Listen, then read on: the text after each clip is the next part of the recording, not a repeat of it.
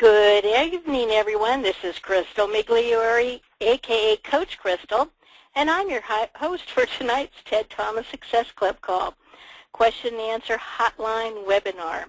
I'm really hoping I can talk the rest of the evening. So, it's interesting. As soon as we say it's time, it reminds me of, here's the church, here's the steeple, open the doors and see all the people. Well, what happens as soon as we say it's go, there's a magic lever that's switched and everybody starts flooding on the call. So that's pretty cool. Now, tonight's Thursday. Next week we'll be back on Wednesday, but we had to change it. So I'm just going to go ahead and get started here. I want to remind you that when you have the telephone, you're using the telephone, or you have a working microphone and you think of a question, raise your hand, and then when it's time and I call for questions, then I will call on you. If you don't have a working microphone and you're not using a telephone, then you'll have to use the Q&A button and type your question in. And when I have an opportunity during the question and answer segment, I will go to the question and answer. But let's get on to some content. Actually, all of the questions were answered last week, so we just have content to start out with. Often, when you're doing your research, you'll see jurisdiction. And often I've had people say, well, what's jurisdiction? Well, whether a property is in a city or in the unincorporated area of the county will depend or determine the jurisdiction for you. And when I was looking for an image, I happened to find this because my husband's a native Washingtonian. And when I got married, the first 14 years I was married, we lived in Bellevue, Washington. And I think it was incorporated back in like 1953, and I happened to find this sign, so I thought it was pretty interesting. Bellevue is a city. It is incorporated. Before it was incorporated, it was unincorporated, which meant then the jurisdiction would have been the county. So a city or a town is incorporated, so therefore it's the jurisdiction. The jurisdiction basically means they get the say. So when it comes to zoning ordinances or code enforcement or building codes and all of that, if it's within the city limits or the town limits, they are the jurisdiction and they have the information. It's their approval that's required. If it's in an unincorporated area of the county, meaning it's not in a city or a town, then the jurisdiction is the county. So it would be their zoning ordinances, their code enforcement, their rules that would apply. Jurisdiction. What I do is I like to show you different websites to show you the information's out there. And I picked a couple of websites for this, and that's because I know that a lot of you have been to these websites. One's King County, one's Riverside, California, because there was just an auction in Riverside, California, and Riverside County, California, and I also selected Riverside, the city of Riverside. Why? Because most of you might have been on those sites recently. And I want to show you what you might have missed. And that goes back to when you go to a new website for a county, look around, see what's there. There's so much information there that you might be missing. So this is a website for King County, and it is the Department of Permitting and Environmental Review. Check jurisdiction and zoning. Okay, so it's telling you about jurisdiction and zoning. You might want to go to that particular website and find out more, read more about jurisdiction and zoning and all of the other information that's available on that website. Okay, I want to talk to you about general plans because a general plan, here it says it's a blueprint for the county or a city, and it describes the future growth and development within an area over the long term. Now, the term that the period of time that I've heard that they generally plan for is approximately 30 years. They, when they create their general plan, are developing that for the long term, for the next 30 years. So you might hear the term path of progress. Basically, a general plan is generally what they expect to happen, the general plan, generally what they're going to do.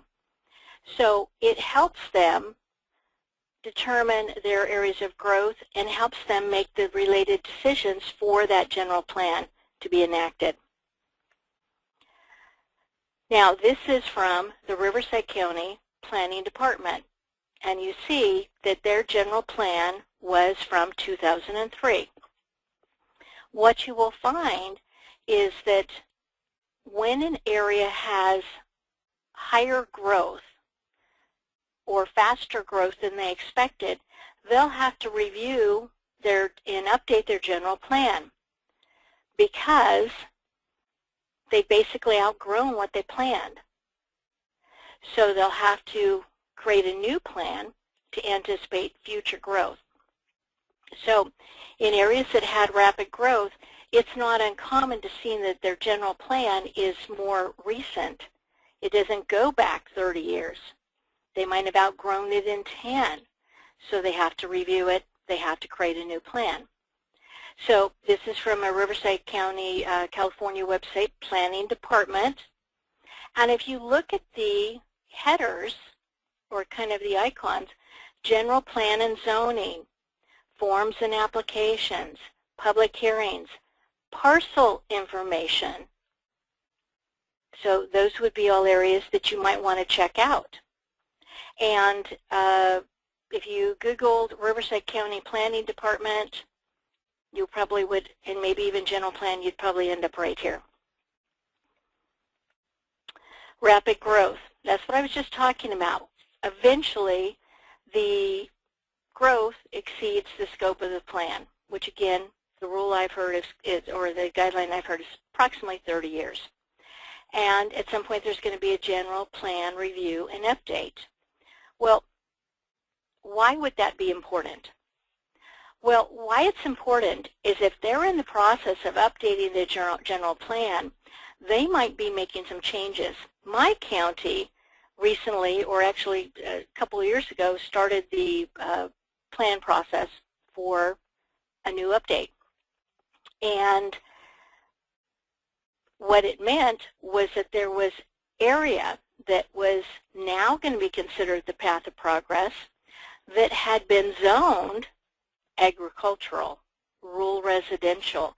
Areas that might have been zoned residential were now going to be multi-use. It could be mixed zoning for residential and commercial.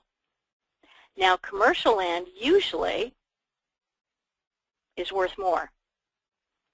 And it's important to understand what's going on with the zoning, path of progress, and is it likely that in the very near future that zoning might be changing because it would make land more valuable. Why would that be important? Well, if you're saying, well, I'm planning on buying and selling, I'm not going to hold it. Well, that's okay. But you would want to point out the opportunities to someone that they're getting a bargain and likely the values would be increasing. Some people might say, well, if that's happening, I might want to just hold it for a while. I'm in a position I can do that. It makes sense for me to hold that in the short term, so it'll become more valuable. But it depends on your own individual investing strategies as to whether you'd want to do that or not. Okay, I want to remind you that raise your hand if you have a question, because I'm going to go through those first. I like people asking questions, and also it really helps me when you have a telephone or you have a microphone, because if I have to ask a follow-up question to make sure I understand your question, then I can do that. Remember the Q&A button if you don't have a telephone that you're talking and hearing on or listening in on, or if you don't have a working microphone. So it's time for Q&A. Let me check to see what's happening with the raised hands. Oh, it seems like it takes me a long time to go through these, but we'll just see here. And no one's raised their hand, so you can ask questions about anything. It does not have to be what I just spoke about. So you can go ahead and raise your hands if you have a question. Otherwise, I'll go to the Q&A. And we have a question. What does MERS stand for? It lists an interested party in the case and the details of Florida tax deed auction. That's a question for Iris. From Iris, it's an electronic registration. I can't remember what the M stands for, but it's an electronic registration system. Basically, it is keeping track of the trustees. If it's a tax deed state, it's an electronic registration system. So it's keeping track of the parties that basically hold the note, that are listed on the mortgage or on the deed of trust. So mortgage would be in the west, deed of trust would be, or mortgage would be in the east, and deed of trust would be more in the west. But it's an electronic registration system. So they're just listed as an interested party because they're going to let the lien holder know. So whoever's the beneficiary is going to be notified, the beneficiary of the note. And I'm sorry, that was a real rough description, but that's basically what it is and how it works.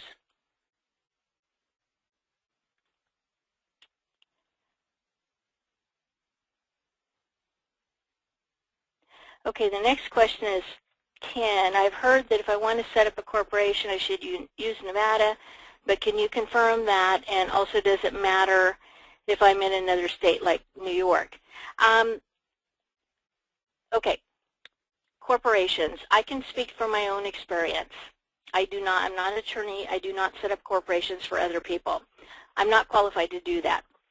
What I can tell you is that when I was considering setting up a corporation and an LLC, there seemed to be a handful of states that had more desirable rules.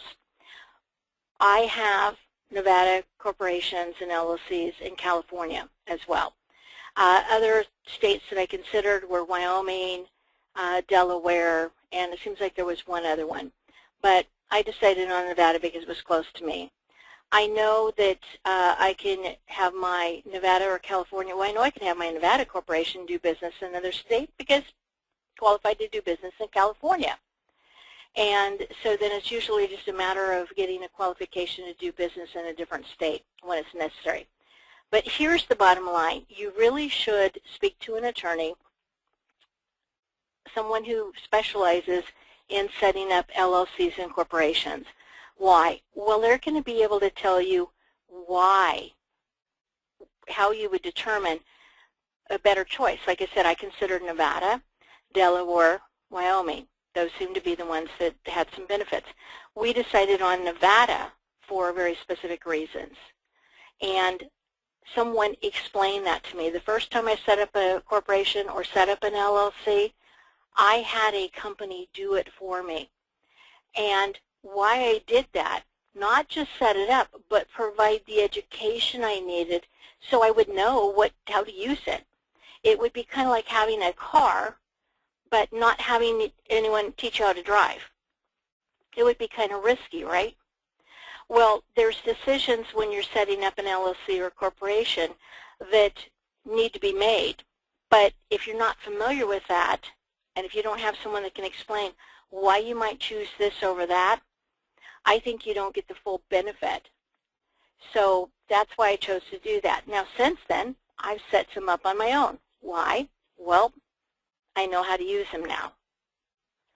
So if you, I know Ted has material from Lee Phillips on his website. I saw Ted Lee Phillips for the first time probably back in 2001, 2002 at a TED event. I have Lee Phillips' product. And someone like that, so you could get more information on the website. If you're an IBGS, I know that there's information there, and I would expect on the Success Club website there would be information available. If there's not, then check with the office and they would be able to tell you more. So I hope that answers your question.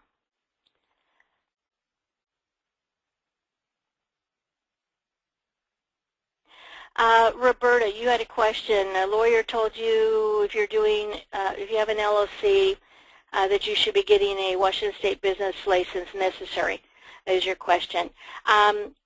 The state department that usually handles corporations, I can't say it's in all 50 states, but it's been my experience, it's usually a Secretary of State's office, and if you looked on the website for Washington State, I would expect that you would have the criteria of what you would need to be qualified to do business in that state. So you could check that out, and that would be, for Washington State, would be the Secretary of State, and would be able to give you more information on that. Ken's question is, do you have to have a physical address in the other state? Again, that's, the people that do this all the time are going to be the ones that are going to be able to tell you that. And I don't do it all the time. I'm not an attorney. I can just speak from my own experience. I'll try and put something together that might be able to give you some information how you could obtain an address that you could use for mailing.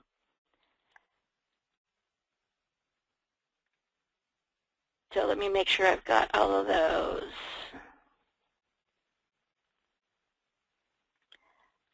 Okay, I think we're good there. I think I asked all the follow-ups. Let me just check to see if anybody's raised their hands.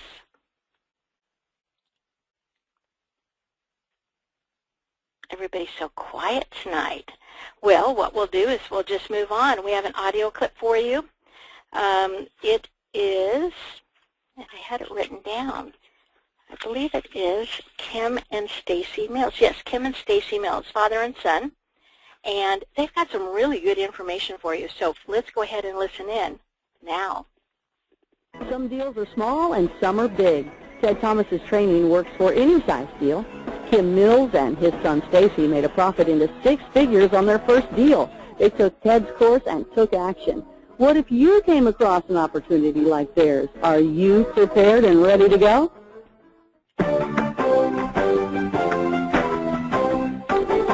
We're going to fly, and I'm going to tell you how we made $121,500 in one tax deed sale here in California. Everybody like to hear that? Yeah. Good. Let's roll.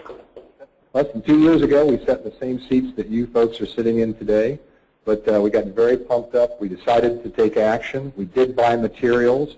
It's the cheapest part of your education and learning experience that you will have. So you're investing in yourself. And I'm not here to try to tell you to do something you don't believe in. So take charge of your own life and make it happen. You need to select a state. We later then went to California because that was our home state, and I would recommend that you do your stuff in your own home state because it's close by.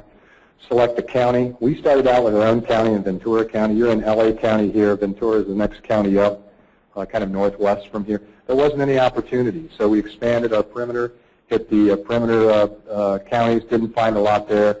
And then we started taking overnight trips, 1, 2, 3 days, and then we eventually got into taking week-long trips, 5 to 7 days. So if you really want to go for the big ones like we do, because we're really not interested in the small ones, we passed up a lot of opportunity to make $5,000 and $10,000. We really weren't interested.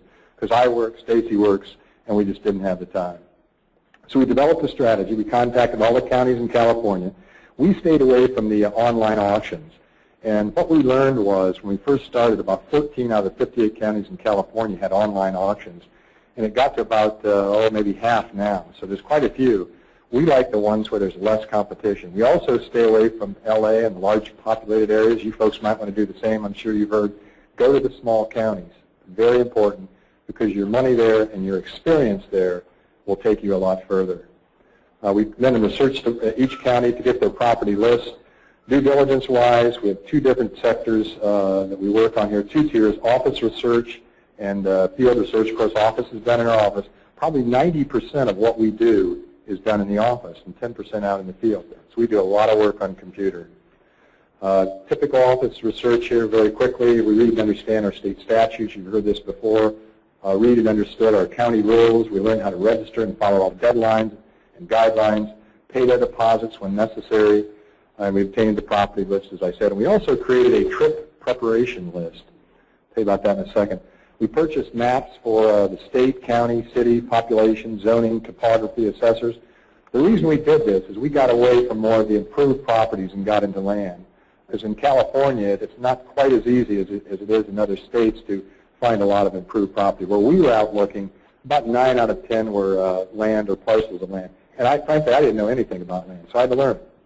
But anyway, we got the maps. We created a list of properties that based on their location. We also went to the assessor's office and got all of their information. We established preliminary values based on the assessor values and market values. All this is being done back in our office. We determined our initial maximum bids. I'm sure you've heard of this. We set a percentage not to exceed. So we knew going into any auction that we had the minimum bids, what they were. So we would calculate how much money we would need to take to those auctions based on if you had 5 properties at $10,000, your maximum bids were $10,000, then you take $50,000. So that's how we did it. And try not to go over. It's important. The next slide is this is what we found on the website. This is the county of Mendocino here. It's about an hour and a half northwest of San Francisco. This tells you about when the auction was going to be. Here it just says it's in May. It doesn't tell you anything more than that. So you have to watch for these about 30 days out. Most of the auctions, you can get the property list. So that's what you want to look for. And speaking of the rules, here are the rules. Mendocino County.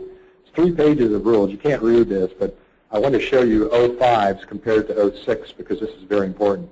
At the bottom of this list, or the page, it talks about a credit election. So if your bid is over $5,000 or 10%, you can pay the higher. And so in our case, you'll see here, we put down more than 10%. We could have, and then you could borrow the other 90% for 90 days. We didn't know this until we started reading this material.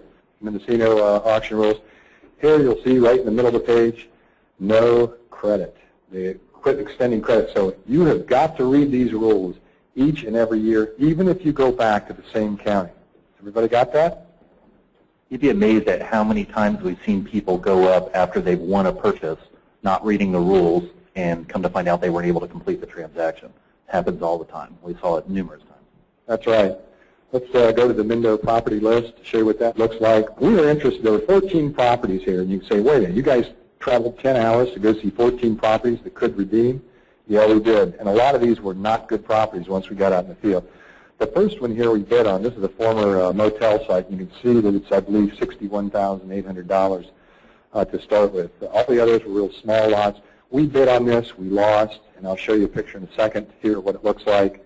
But we lost it to an adjacent property owner that had a health food store, and they had to have parking. It got bid up to about $225,000, $230,000. We dropped out. Next. It was worth about $300,000 to $325,000. A lot of equity in that property. Next page at the bottom here, you'll see that the sale lot number 33. All of those redeemed, of course. So this is sale lot number 33 of the sale. Gives you the assessor's parcel. Carolyn Elizabeth Allen. $7,300 was the minimum bid. That's all it was. 5 acres of land. Here's a parcel map of the property. The next is a tax deed list of prep things that we took. I know you can't see it, but it's office supplies, office equipment, and the sale items that we needed out at the sale.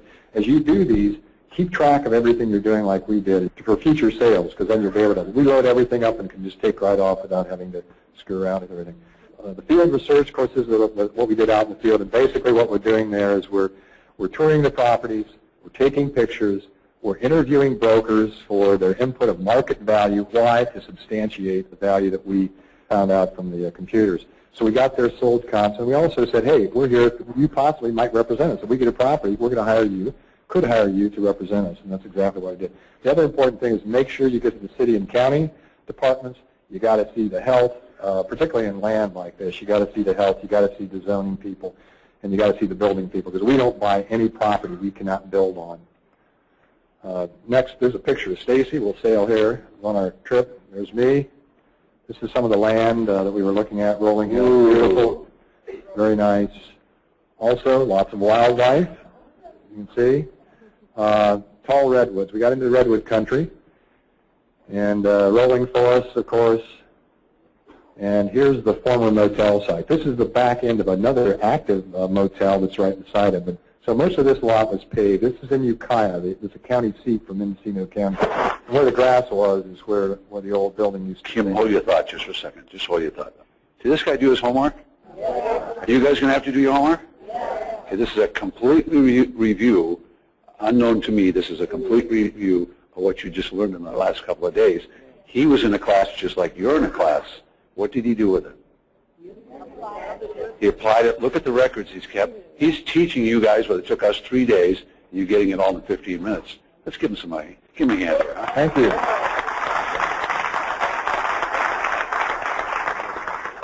This is 2 miles away from the subject property. Looks like Big Sur. Next is the subject property. It's off on the right, gravel road there. See, heavily wooded site, very private, very dense. There were some open areas on the site. We found an old shed and an old burnout mobile home. We later learned it had 2 wells and a septic system. This was perfect for building a home on. We could not subdivide it. It was a minimum of 20 acres, but you could put a second home on it. So you could build your main home up front and do a rental in the back, and that's what a lot of people in this area did. Also other open areas there, stand of redwood trees, moving quickly, auction day. We went an hour early to size up the other bidders and to get good seating.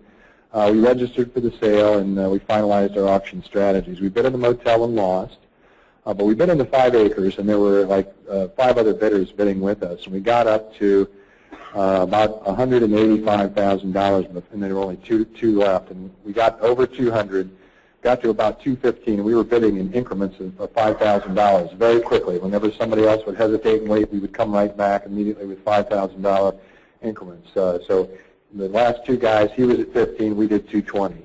He did 225, we did 230.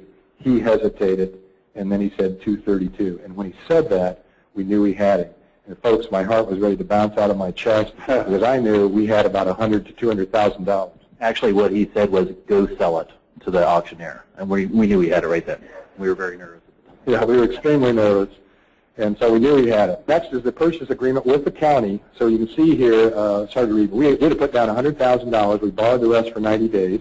So we bought it for $235,000. And you'll see there at the bottom, and on the next 2 slides, I did this in my traditional IRA. You've heard some about this while you've been here. It's very important.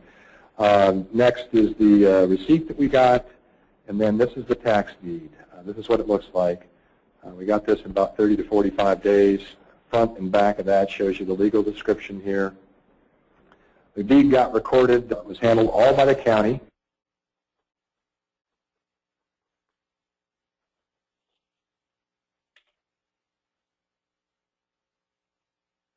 Okay, it sounds like that clip ended a little bit early. So we will just move on. Sorry about that. Okay, members access. The Wednesday night Q&A events for the last 4 weeks are available.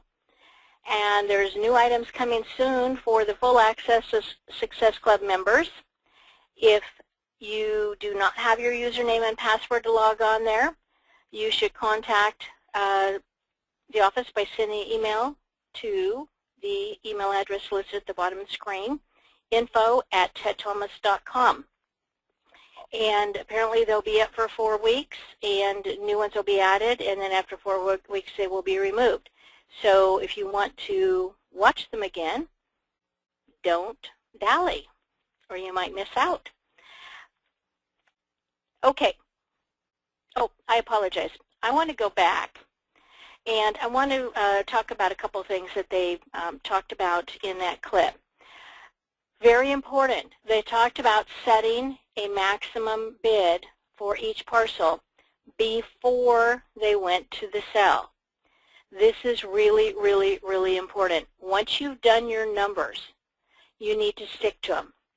Because what happens is somebody might say, oh, well, it's only an extra $100 that I'm bidding.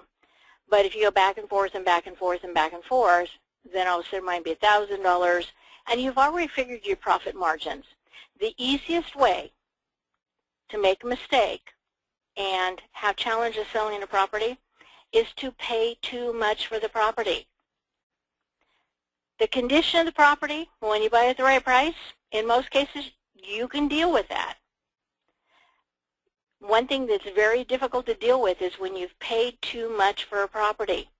That's when there's a problem. I can't stress that enough, because it's really important when you can sell a bargain to a bargain hunter and it makes sense financially. That is the best way to make money in this business. But when you get stubborn or you want to win, I really object to the term the winning bidder, because that means people usually assume that if they're not the winning bidder, they're the loser. And the fastest way to be a real loser is to pay too much for a property. So I can't emphasize that enough. Don't get carried away. As a matter of fact, I tell my coaching clients in our one-on-one calls, when you go to an auction, a live auction, if at all possible, and you could do this too if you were at home on an online auction, but if at all possible, take someone else with you. One person can be responsible for bidding and keeping track of where, what the place is where they are in the auction. The other person can be responsible for paying attention, seeing what else is going on, who's bidding, just kind of getting the lay of the land, documenting the winning bid or the high bid for each parcel offered. That's good information to have. And that second person's other responsibility is to kick the other person in the shin or elbow them in the stomach if they exceed the maximum bid. Now, I know this sounds harsh, but it's really important. Don't go over your maximum bid, because ending up with no deal is better than ending up with a bad deal. Okay, they also mentioned learning about land, didn't know anything about land. Well, I didn't know anything about land when I started either. Matter of fact, I didn't know anything about real estate pretty much, period. But I didn't know anything about land. Learning about land is, in my mind, just as easy as learning about houses. Because, see, people think because they live in a house, they know houses. That's not necessarily true. There's still information that you need to know, and you need to know what people are willing to pay, about condition. It's a good idea to be able to have an idea of what repairs might cost. Not that you need to do them, but I tell you, if a house needs a new roof, that house needs a new roof. You might not have to pay for it, but your buyer will. So you need to be able to leave room in the deal, have sufficient spread that that person can pay for the roof and still be getting a good deal. So make sure you don't overpay. Learning about land. Matter of fact, some of the things I'm talking about today are important to know about land. So keep listening. Also, he said they went an hour early. That's very important. Get there early. As a matter of fact, I recommend that if you're going to a live auction and you're doing research in the area, the day before the auction or at some point before the auction, you make sure you know exactly, I mean specifically, where that auction will be held. Courthouse steps. Well, where on the courthouse steps? I would confirm that with the department that is conducting the auction to make sure that you get there in the right place at the right time. Also, it's really important to be early. As a matter of fact, another tip while we're talking about this is if it is a long auction, if there are a lot of properties, then you might want to consider taking some snacks with you or having something available, or maybe even a little ice chest that's available so you could quickly, if you need to get something to eat. It might be that they break for lunch. It might be that they don't. I would expect that they would, but if you're the type of person that needs to snack for health reasons, then have something available, because you don't want to have to be in a position where you have to leave the room when a property you want to bid on is coming up. And one more thing. He mentioned what the tax deed looked like. Well, he said they even record it for you. Well, what I want you to know is that once the tax deed is recorded, it's public record. You or the entity that purchased it, the name it was purchased in, is the owner. You don't have to wait to get the actual piece of paper in the mail because it's already public record. You're the owner of the property. So now let's go on to the next. Okay, when you're looking online, it's really important to be on the lookout for definitions. And this actually came from the Riverside County Zoning Ordinances Index of Definitions. Guess what? So if you're reading something and you have no idea what it means, this would give you a better idea. because it's talking about accessory building, accessory use, agriculture zone, an alley, what's considered apartment, an automobile storage space. So if you have questions about something you're reading in the zoning ordinances, then this would be the place to go. I can't guarantee that every website for every county is going to have this available. Some will, some won't. But you should look for it because it can be helpful. Okay, zoning. Why do we need it?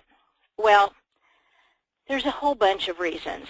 And as a matter of fact, some areas haven't had zoning departments all that long, or building departments. So it's kind of interesting, but zoning, why do we need it?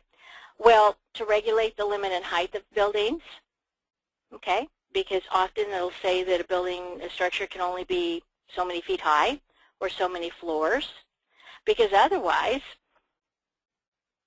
you could have a one-story building and somebody else could come up and build a 10-story building right across the street from you in a residential neighborhood.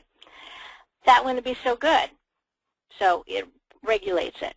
It regulates the size of yards and other open spaces. So areas might not be so densely populated. It regulates and limits the density of population. You might see zoning, as a matter of fact, multifamily zoning often will be low density, high density, or medium density and high density. And often those zoning ordinances will specify how many units you can have per acre. And then obviously if you don't have a whole acre, then you've got to do the calculation for that. But it'll vary. A low density multifamily might be a duplex. High density would be multi-level apartment, large apartment complexes. Now the zoning ordinances now, or regulations, often will be in a PDF file that you can download. You won't have to look at a book like that usually, unless you have to go in the office. But often they're available online, PDF files, or sometimes they have it with hyperlinks, so you can click on the type of zoning and it'll take you to that particular area to tell you more. More on zoning. Well, it encourages the most appropriate use of the land. So if you have a big city like this, you wouldn't want a chicken farm right next to one of these high-rise buildings, right? That wouldn't be appropriate. So they specify what's a commercial area, what's residential area, what might be an ag area, an industrial area. So they set that up ahead of time. Conserve and stabilize the value of property. Yes, because it makes it more desirable when you're in a residential area to live in a residential area with other residential properties, and provide open spaces. Also, prevents and helps fight fires, because again, that could be a problem. Undue concentrations of population. Here's a whole list. The main thing is to promote the public health, safety, and general welfare of the population in that area. Now, where did I get that information? I got it right off the Riverside, California, the City of Riverside website. You can see from this, there's the link. Again, this is a city website, so they would be the jurisdiction for properties within the city limits of Riverside, California. There's all kinds of zoning links. Do you see this on the left? There's zoning, code, city plans, demographics, board of commissioners, annexations, forms, property lookup, permits online, the zoning links. There's all kinds of information on the other side as well. So this information is available to you. You just have to slow down enough to actually look for it. Okay, zoning. This is Riverside County, and it's going to go into more details about what you would see for specific zones. So I pulled up Zone R1, and this is for Riverside County, California. This information will be different from county to county. Now, R1 generally is single-family residential. I cannot guarantee you that every R1 you see will be single-family residential because different areas use different zones and codes. Now, this is kind of like a recap that you're seeing on the screen. Typical uses: one-family dwellings, including mobile homes on permanent foundations. Now, this is in the county, so limited agriculture is allowed. Non-commercial, keeping of horses, so it couldn't be a business, but we need a minimum lot size of 20,000 square feet, which is just under half an acre, and they need to be 100 foot wide. And non-commercial, keeping of poultry and rabbits. This is in the country. This is not in the city of Riverside. This is in Riverside County. And so it goes on. Okay, minimum lot requirements. We're going to go into a little more about that. But here you can see down kind of in the middle of the screen, click here to go to R1 section of the zoning ordinance. And then it goes into great detail about that information. But let me help you interpret some of this. This is the information right from that previous screen. Minimum lot requirements. They're saying their minimum lot size in zone R1 in Riverside County, California is 7,200 square feet. The minimum width is 60 feet and the minimum depth is 100 feet. So as long as it's more than that. Now, if you see a lot that's for sale and it's less than 7,200 square feet and it's zoned R1, it may still be buildable. And you'd have to verify that if that is going to apply or not. So you'd have to verify that with usually the planning and development departments where I'd start. And I would just say, hey, I see this zone R1. I see when I look at the code, minimum lot requirement, lot size is 7,200 square feet. This particular lot is 7,000 square feet. It's a little bit smaller. Would it be buildable? Or is it not grandfathered in? Because that lot was created at some point. So maybe it was created and the zone changed. So they might say it's grandfathered in, that the old rules apply to it. You don't have to worry about the new rules, but you don't know until you ask. Minimum setbacks. What a setback is an area along the boundaries or the property lines that must remain with no structure, nothing built on it. So from the front. Now sometimes you'll see it says from the center line of the street or sometimes from the curb property line, but here 20 feet. So 20 feet, the first 20 feet of that property off the street must remain without a structure. No garage, no house. You could have sidewalk. You could have fencing, but couldn't build your house 10 feet from your property line. Side, 5 feet on each side, or 10 feet on corner lots, which has frontage on 2 streets. So if it's on a corner, it's got to be 10 feet from the side. Why? Why do they stipulate that? Well, if you have street frontage just on the front, then you've got 2 side yards. It would be 5 feet. If you've got a corner lot, guess what? No matter how you build the house, you're only going to have 1 side yard. So they're saying it's 10 feet on corner lots. And the rear, at the back of the property, the minimum setback is 10 feet. So again, just like the front, you wouldn't be able to build in the last 10 feet. Now, these are different for different zoning. Like, I live out in the country. I think our zoning is Ag 5 or something like that. But guess what? Ag 5, but we don't have 5 acres. We only have about 1 acre and a third. But the setback is further, not so close to the street. More space between the houses, more on the back. Maximum structural height this is R1, it's 40 feet. And they say it can be 3 floors. Now, in some areas, might be restricted to 1 level. So you just have to check for each property for each zoning in that particular area. Keep in mind, if it's in a city or a town, that would be the jurisdiction, so you'd have to look at their zoning. Permitted uses. Well, permitted uses are important. There's information in the zoning code that has information on what you can do there. And so there's permitted uses, and this is information actually we got off the King County website. One of my clients and I were looking for it and found it the other day during our coaching call, and it was what she was looking for.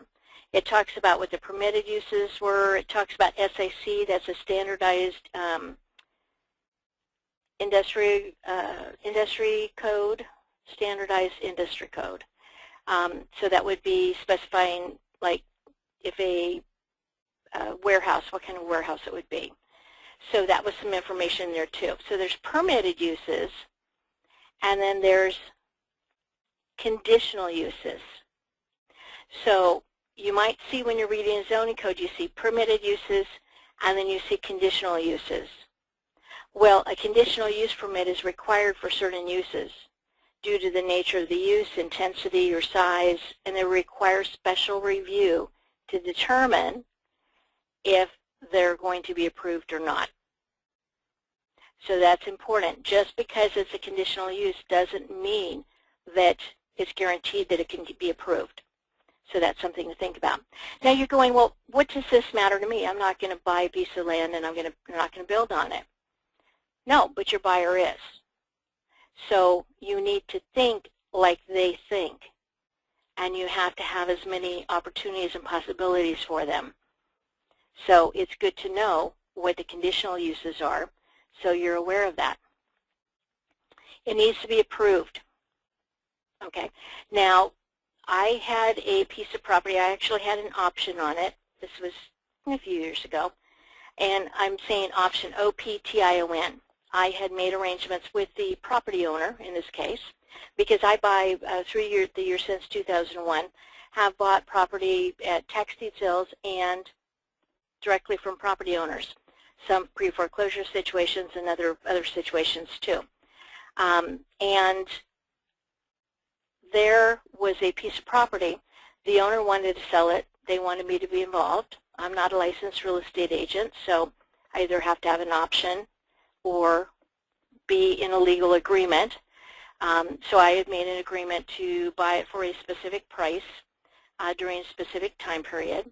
I can't remember if it was 2 months or 3 months. And they totally knew that my intention was to go find a buyer for it. And I got paid in the middle.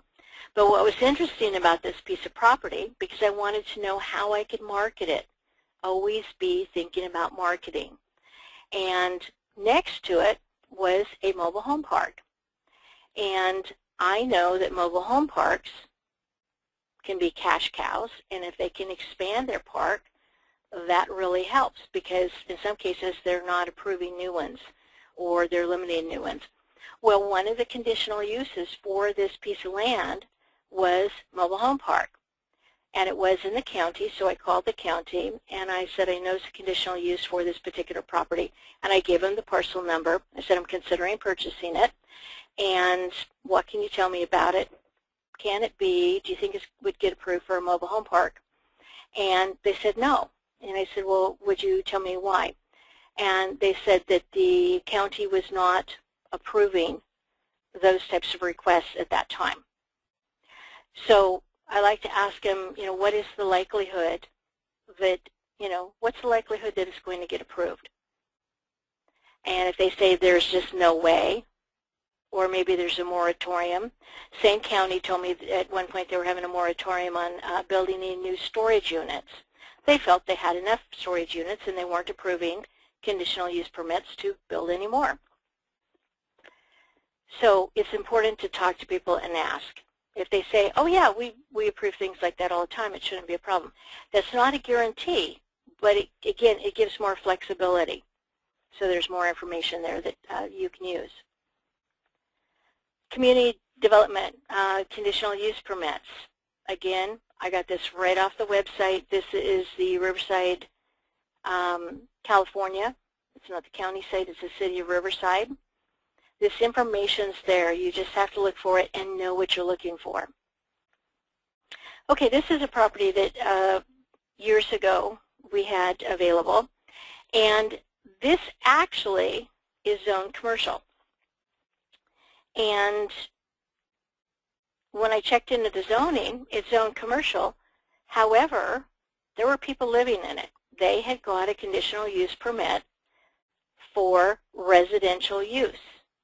And as I asked more details about this, they told me that if the property would become vacant, and it became vacant for some time, then it could only be used for commercial purposes from that point forward. They also told me that if someone started using it for commercial property purposes, even like the next day, it would not be able to go back to residential because they had a conditional use permit.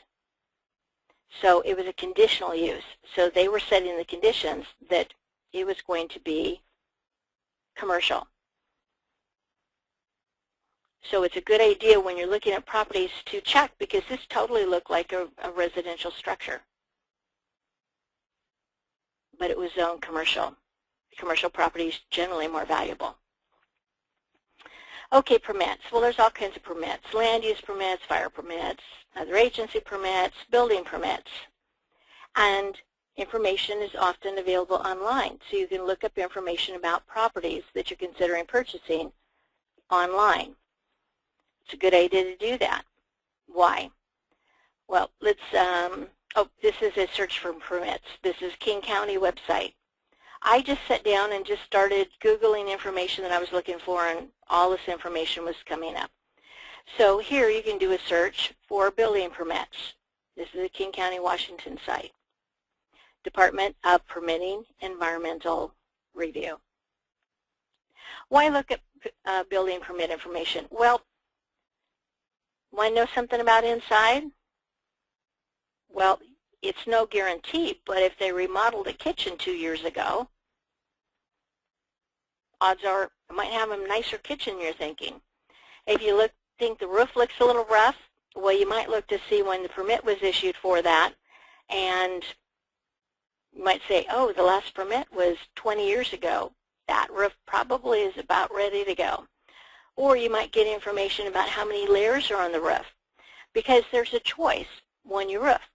You can do an overlay, meaning you can go right over what's there, or it might be required that you have a complete tear-off. Some areas, 2 layers is the maximum that can be on a roof. Where I live, it happens to be 3. So if I see a property and I see that there's already 2 layers, and I'm thinking it needs a new roof, hey, that's an overlay. That'll work. If I see there's already 3 layers, it needs a new roof, it's a complete tear-off. And basically what they do is they tear all the shingles off. They either pull out, but more often they pound in all the nails everywhere. And then they start from the sheathing or the wood, and then they build up from there, putting the shingles on. And if it's a wood shake roof, same thing. They've got to pull all of those off, pound in the nails, and there generally is no sheathing or wood underneath them. They're usually just, it was really a surprise to me the first time I ran into this. There was no sheathing under it. The shingles, you could stand in the garage and you look up and you could see the backside of the shingles. So you can get that information from building permits. Was a final inspection done? Was the final issued? Because if not, then there's an outstanding something that possibly isn't done.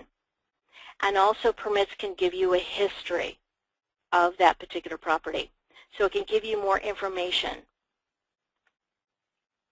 Okay, just to remind you, I'm a coach in Ted's Personalized Coaching Program 101. And basically it's just for you. You know, there's an easy way, there's a hard way to do anything. And I kind of like the easy way. I know in 2001 when I got Ted's materials and devoured them, had an opportunity to get a one-on-one coach, I did that. Now the first thing when the opportunity came up to me, in my mind I'm going, oh, I can't afford that. It's amazing. I set in my mind that that was something I was going to do, made it happen, and I'm really happy that I did. Let's do some Q&A. Does anyone raise their hands?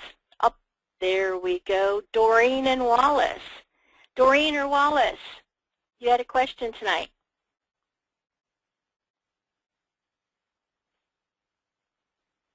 I guess they've got the Q&A down here. Does every county have a GIS website? I would think the answer to that is no. It's really difficult with tax sales to say always and never and every. I would say probably not every county. They might have something similar. A good rule of thumb is if there's something specific you've seen on another county and you're looking for similar information, if you can't find it, it's a good idea to send an email to that department and ask them about it. You know, where could I find information on, you know, wetlands and waterways and the process for septic systems, and, you know, do that or call them. And then that would help give you an opportunity to get your information. But yes, GIS is very, I like GIS. Okay, let's see if we've got any more raised hands here. You guys are really quiet tonight. I was kind of wondering if the raised hand feature just wasn't working. That means you guys all have been doing your homework and you are all doing good. Okay, Ken has a question on the Q&A. What are your thoughts or experience with repository lists or surplus lands? It seems the judicial sales are pretty good to avoid any liens or judgments on the property. Well, repository lists, whenever I hear repository list, I'm pretty sure you're talking Pennsylvania. In Pennsylvania, there's 3 opportunities. The first one is called an upset sale, and I'm not quite sure why they call it an upset sale. Maybe it might be because you're going to be upset because the liens aren't extinguished. I don't know. I don't know the history there. But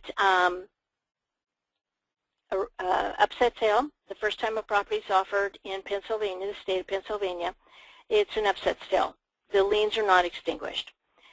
If a property does not sell at the upset sale, then it goes through the judicial process, the legal process, and then the majority of the liens are extinguished. You'd need to verify in the rules if there were some that are not. There might be something specifically that's not.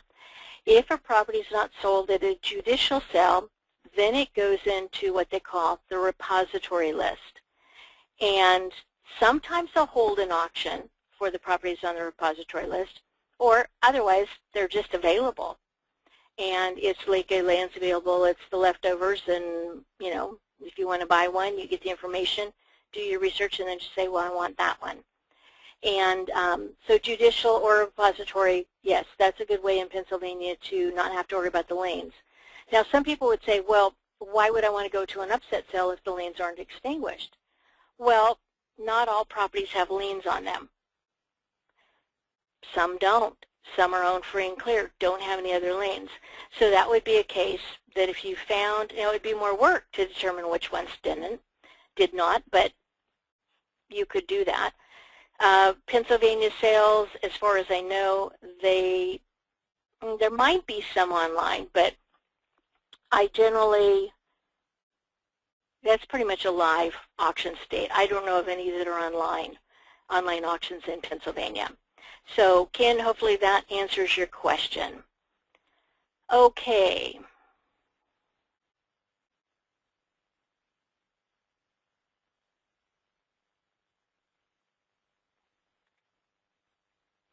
Okay, Renee's talking about a property that he has for sale and accepted an offer.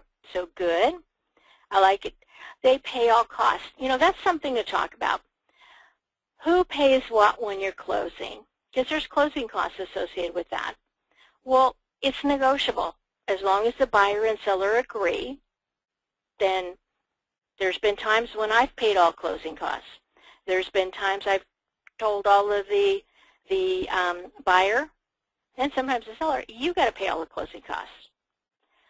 Taxes are often prorated. If you've paid for a period of time and or there's days that you own the property that the taxes haven't been paid for, often the seller would pay those.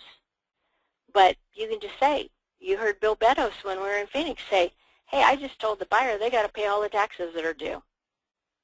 That's negotiable. It's up to the buyer and seller.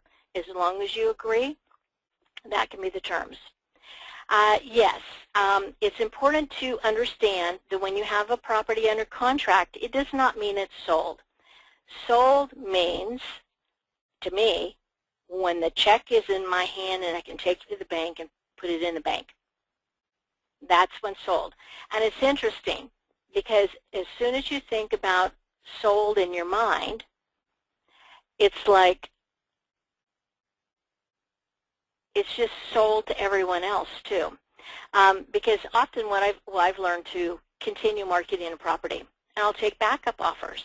Why? Well, if the first person doesn't follow through, it hasn't happened very often, but if they don't follow through, then I want somebody else ready. Well, even though I might continue marketing, if in my mind I think about it being sold, it's like the universe says, okay, you think it's sold? I'm not sending you any more prospects. And even though I'm doing the same marketing, I'm not getting the same results. So, yes, beware of thinking of something as sold.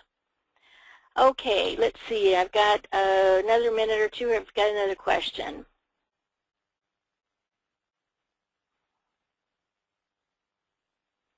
Oh, Ken, good. You bought a property in Ulster County. I am more interested in getting deeds with no redemption periods. I've gone to a couple of auctions here in upstate New York. The pricing is really good on a lot of properties. Last week I bought 9.9 acres in Ulster County for $1,110 with cost, but there are a bunch of properties that did not sell but will come up on a surplus list in June. Yeah, if they don't sell and it's available on a surplus list, then check it out and see. Now, Ken, if you're still there and can type it, the 9.9 acres, what is the zoning on that? Is it an ag, or is it residential or commercial, or is it in the city, or if you can give more information there.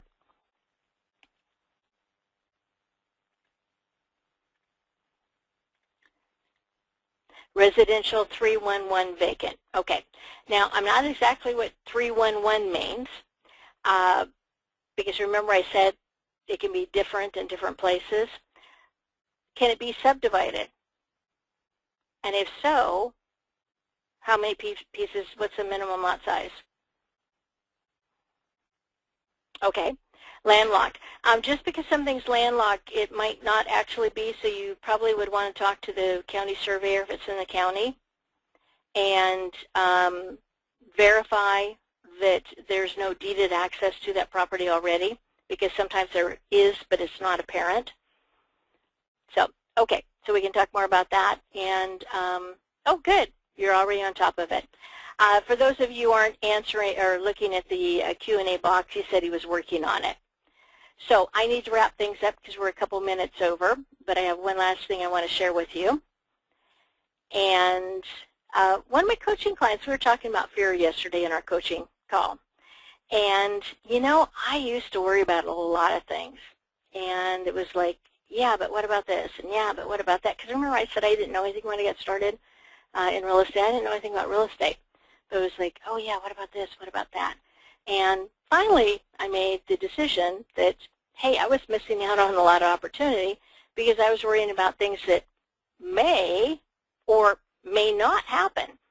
Well, what I found, once I made that conscious decision, like meaning I really thought about this, I decided I wasn't going to worry about it until I had proven that there was something to worry about. And guess what? I haven't regretted that decision because a lot of things that I thought was going to happen, and none of them have happened. So I know it's easy to say, but that comes with education. When you understand that, you know, last week we were talking about Cash for Keys program, and a question someone had is, well, how do I get an angry homeowner out of a property that I purchased? Well, my question was, they're going to be angry? Because that hasn't been my experience, nor has it been the experience of my coaching clients. So there's a lot of what ifs and yeah buts, but, you know, think about it. It generally isn't an issue. Now, I can guarantee you, though, if you keep thinking about it, you will attract those types of issues. But anyway, let me get off my soapbox. The quote I found for this week was, ultimately, we know deeply that the other side of every fear is a freedom. And that's what most of you are on the line for. That's your ultimate goal. So think about it. Ultimately, we know deeply that the other side of every fear is a freedom. And tune in for next week, next Wednesday night, for the Ted Thomas Question and Answer webinar. And I will be there. I really hope you can join us too. Good night.